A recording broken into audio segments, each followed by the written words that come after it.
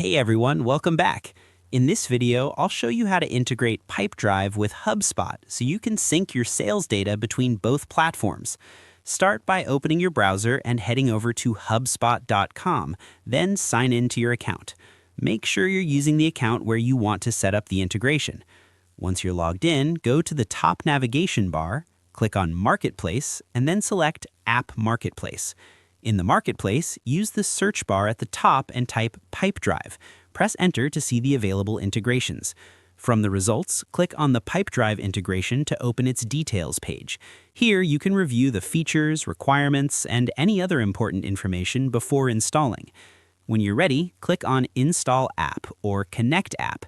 You may be asked to confirm the connection. Go ahead and approve it. Next, you'll be prompted to log in to your Pipedrive account.